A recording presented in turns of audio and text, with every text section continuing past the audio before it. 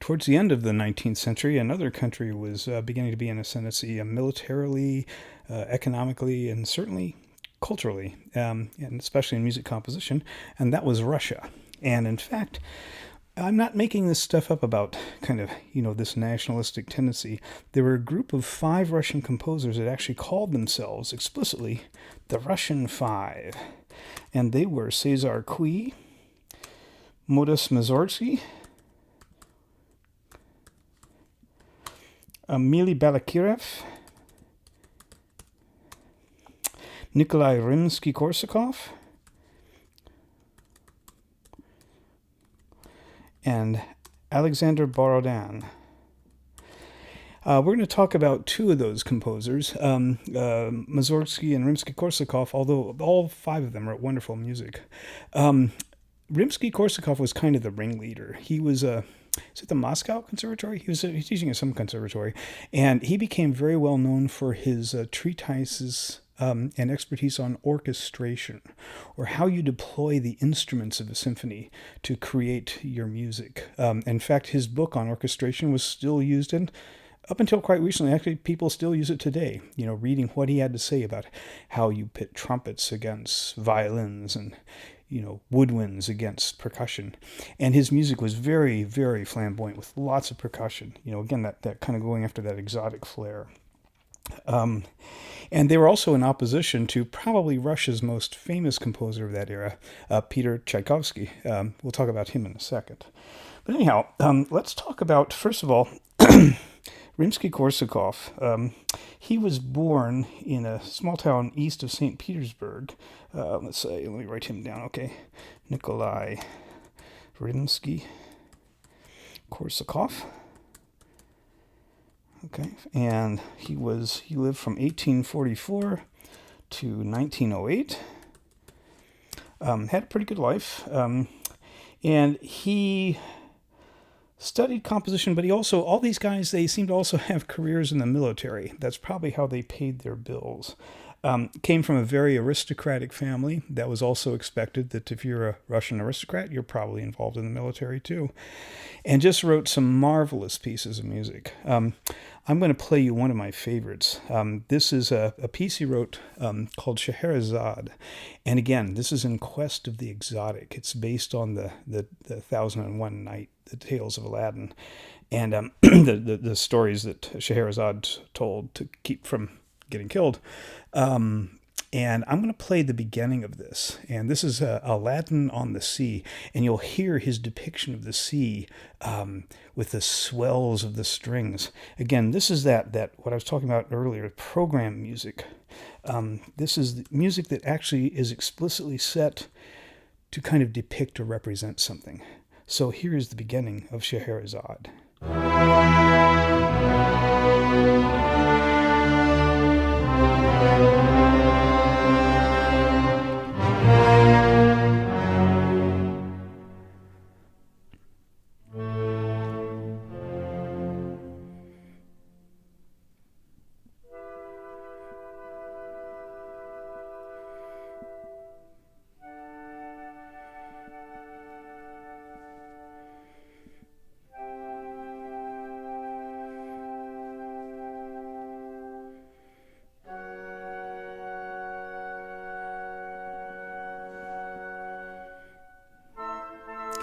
Again, extended tonality.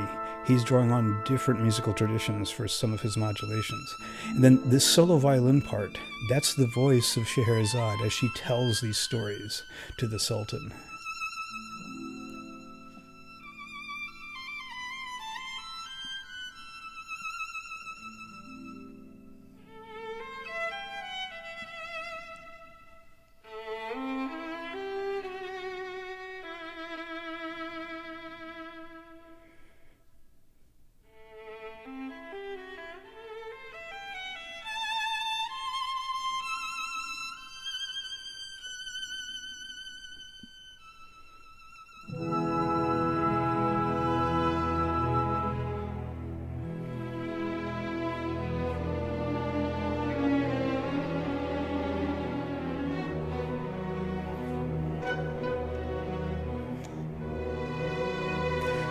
these are those strings I told you about, the swells of the ocean. It's just glorious music.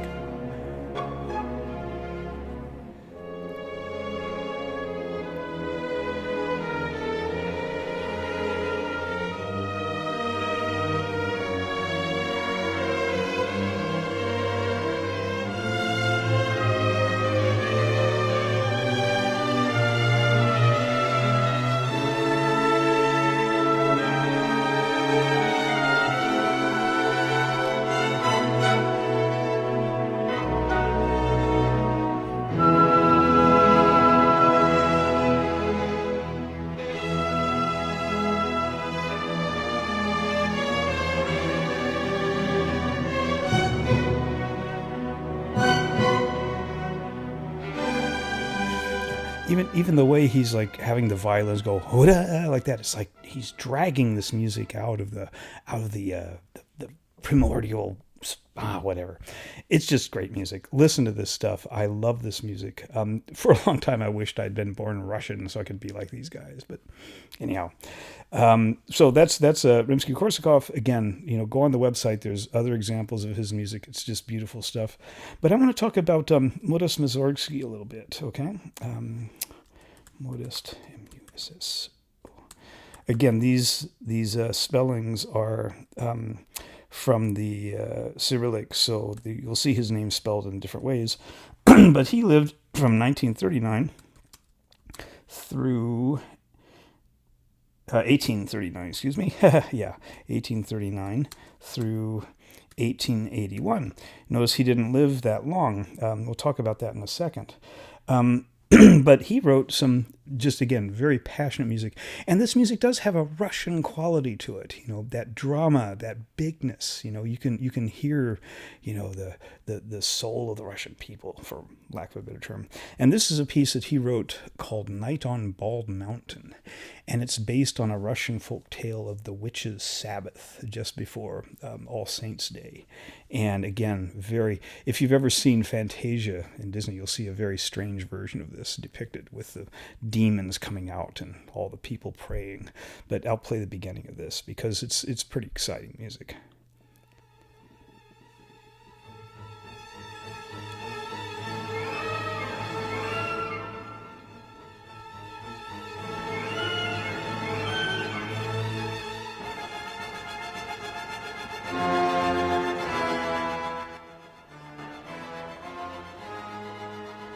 Yeah, so you'll hear again. That's kind of a bad excerpt. Something's wrong with the recording here, but go on the website. Listen to this. This also has made it into a few car commercials. Showing how exciting the car is. But very dramatic, very very overt music. But probably his best known work is a piece called Pictures at an Exhibition. Again, this is most definitely a piece of program music. It depicts a good friend of Mussorgsky was a painter who died very young. And this was an exhibition of his paintings posthumously, shortly after his death. And it depicts Mussorgsky going around to each of the pictures and writing a little piece about the picture. But he also had this melody called the Promenade, which is cast in different ways, showing different moods of Mussorgsky as he went through this exhibition. Now I'm going to play you a version that was orchestrated by a later composer, Maurice Ravel, in the 1900s. Mussorgsky originally wrote this for piano and had intended to do an orchestration of it, but he died earlier. So here's the Promenade theme, and again, it's just wonderful.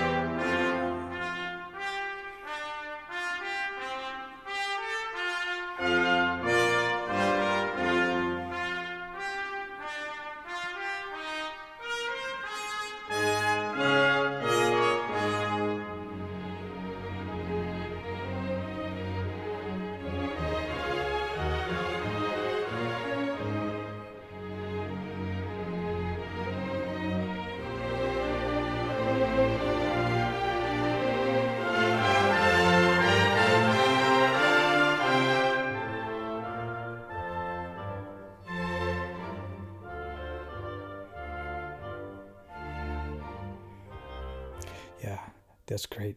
Here is another version of it, though. This is after he's seen a picture and he's wandering to the next one, and he plays this. Much more introspective.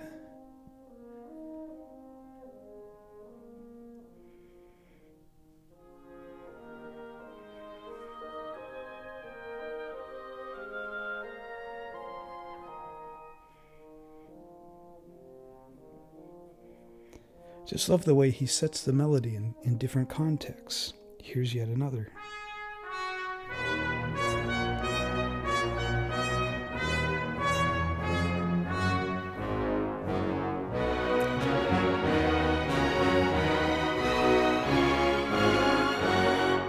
And here's one that's much more introspective and very melancholy in a way.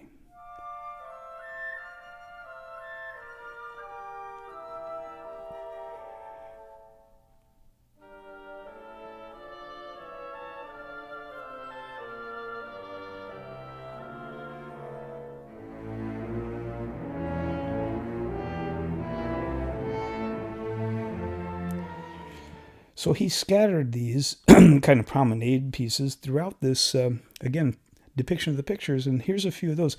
This is a picture called The Hut on Fowl's Legs. And this is also based on a famous Russian folk tale of this witch that lived in this weird house that cruised around, and she grabbed naughty children and ate them, typical kind of thing. But here's how Mussorgsky depicted that picture.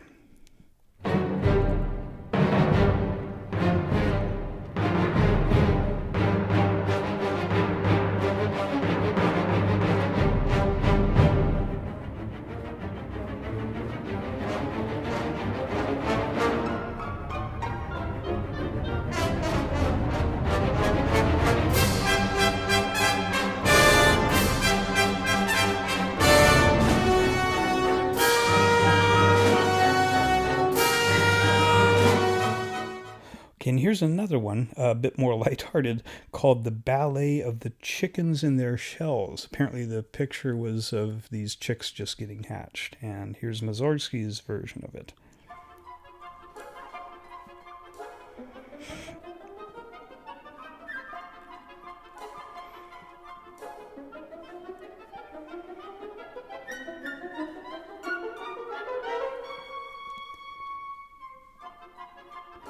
Yeah, so very, very lighthearted.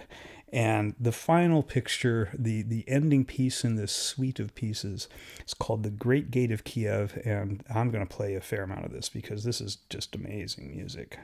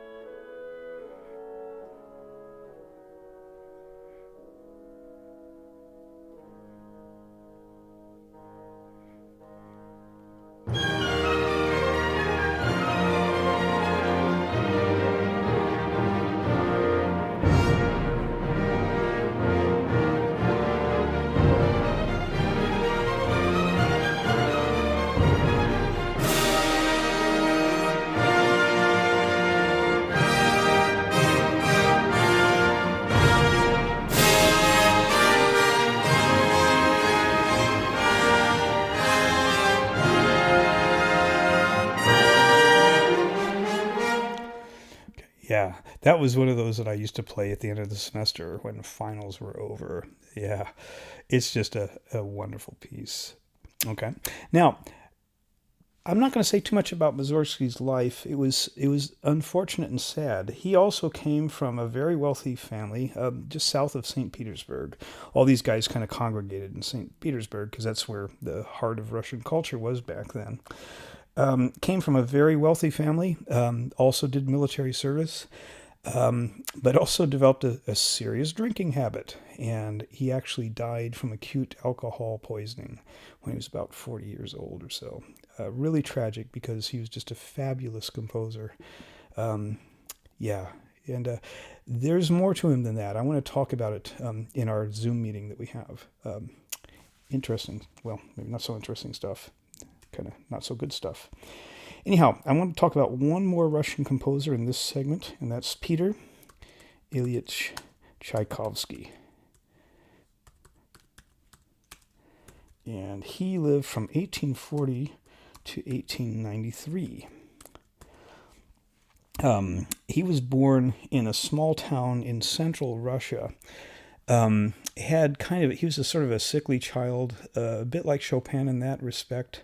Had kind of a not so happy childhood. He showed very precocious musical talent.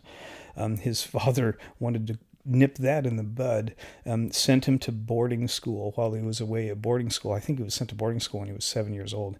His mother died of cholera. Then his father brought him back, sent him, when he got older, to become a lawyer at some imperial school of jurisprudence. And Tchaikovsky just was, he wanted to be a musician. And ultimately, he did wind up going to the St. Petersburg Conservatory, where he studied with the founder, Anton Rubinstein. And this is what's interesting. The conservatory at St. Petersburg was very much European looking. It was very Eurocentric. The Russian Five were counter to that and wrote, again, it's kind of like these guys wrote articles all the time, kind of slamming each other. They very much despised the education that happened at the conservatory, and by association, Tchaikovsky. So Tchaikovsky left Russia, and he got married. Everybody pretty much agrees that he was a homosexual. Marriage did not go well, and fortunately, his family, the one that wanted him to be a lawyer, was actually very supportive of him and allowed him to, begin to pursue his life as a composer. But then he got really, really lucky. He didn't meet. A woman heard his music, Nadezhda von Meck, and just thought he was the greatest composer ever. Felt like she had heard her soulmate. So she started writing to him. Now it turns out she was the widow of this big railway magnate in Russia. So she was fabulously wealthy. And she'd heard that Tchaikovsky was needing support. So she said, "I will support you." Tchaikovsky said, "Oh, that's marvelous." And then they both agreed that their love was so pure that they should never meet. So, Tchaikovsky had it good. He had all this money coming in and didn't really have to do much for it. But they did do weird things, like she would check into a room in a hotel and then check out, and he would check in that night so that he could, absorb her essence or whatever. But in any case, it allowed him to write some fabulous music. You probably heard it. All of us have probably heard the Nutcracker Ballet around the holiday seasons. Swan Lake is another famous. He wrote a number of ballets. He wrote a lot of music. I'm going to play one piece in particular and go through, again, this music was highly programmatic. Ballets obviously were programmatic. I want to go through one that we've all heard, probably. It's called The Solemn Overture of 1812, or what we just know as the 1812 Overture. And this is played in the United States, especially on the 4th of July, which is kind of weird that we play a Russian hymn to the Russian triumph over Napoleon's army as part of our Independence Day celebration. But anyhow, you'll recognize a lot of this. And again, what it does, it depicts the defeat of Napoleon's army and the fortitude of the Russian people in standing up to his army and driving him back. And that was kind of the end of Napoleon's big adventure. Anyhow, it starts out with this.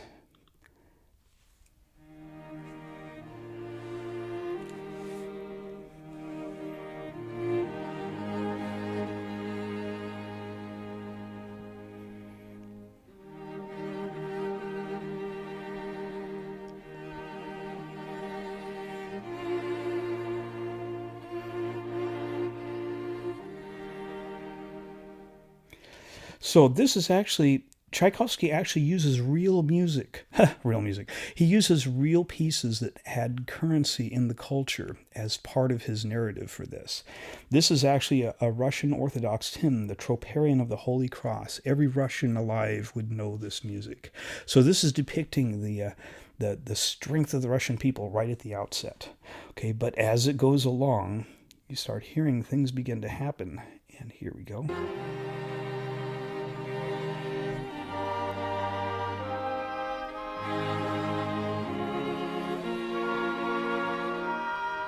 All of a sudden, something's happening.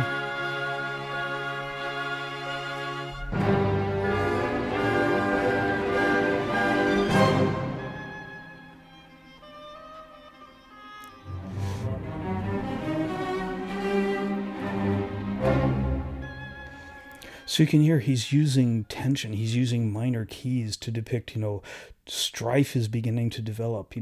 Napoleon's army has been sighted, but despite even being sighted, this happens.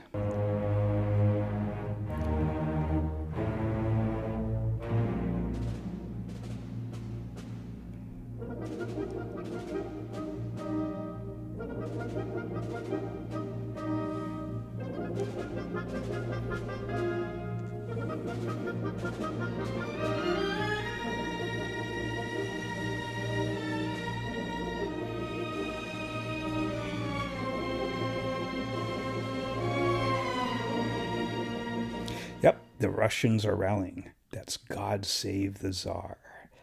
But you better watch out, because just over the hill is this.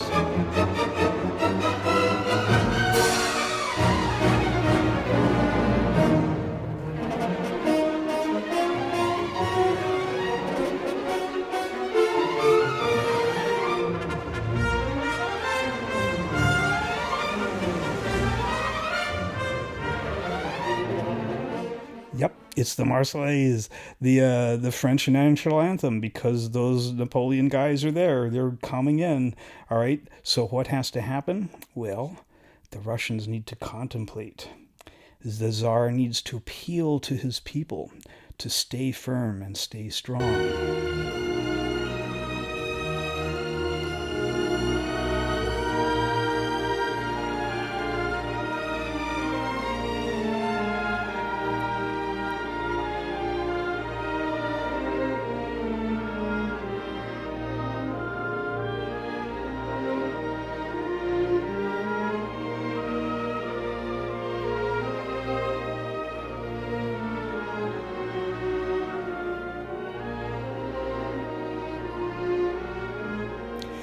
Yeah. And in fact, the people respond to the Tsar's appeal, and they show how just gosh darn good in Russian they are, because they do this.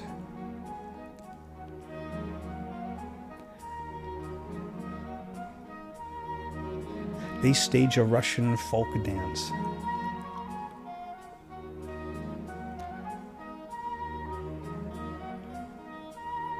Yes, Napoleon, you may be coming, but we dance. We don't care. We can withstand you. But here it comes.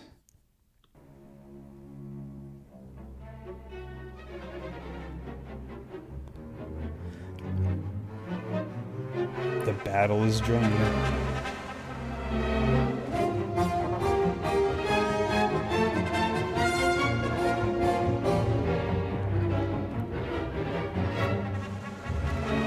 Hear fragments of the Marseillaise. Oh my. Fragments of God Save the Tsar. Oh my. And we're going to go through this. Things are going to happen. The Russian people still prevail. And then finally, there's this great moment starting here where it sounds like the Russians are going to win. And the Russians triumph. Yay! Yay!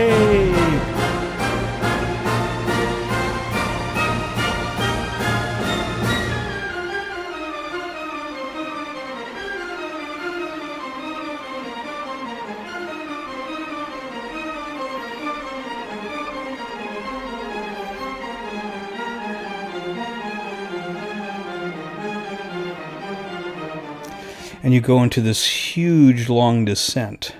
And I'm going to run it ahead because it is huge and long. And finally hear this.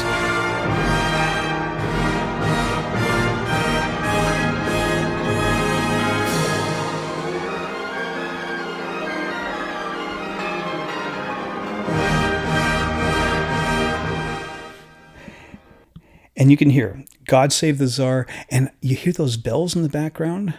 That was actually written in the score, that the bells of the city where the piece was performed were to be rung at that point in time. So outside the concert hall, you're hearing these bells going, and then he's going to really nail home God Save the Tsar.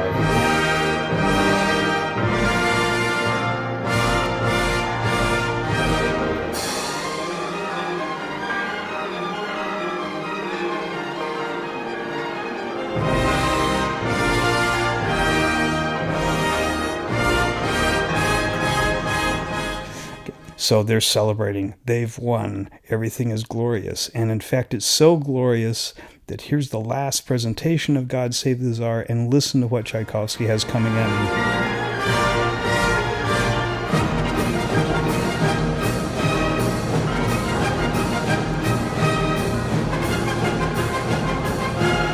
Here they come.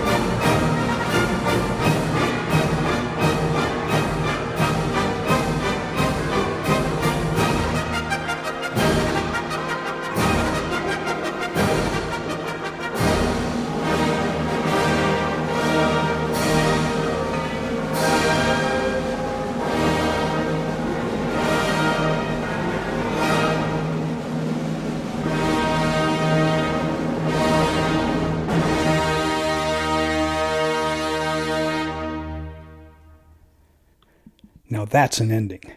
I wanted you to hear there's these big booms. You might think it's a big drum, but it's not. Actually written in the score are cannon. You're supposed to shoot off the cannons at that point in time to the music. And you'll see this done by the Boston Symphony Orchestra on the 4th of July. They'll shoot those cannons, by golly. And I have a great story to tell you about this, but I'm going to do it during our class period. We're going to wind up with just a few more composers as they kind of try to find other alternatives for the tonal system starting to kind of fall apart. So stay tuned.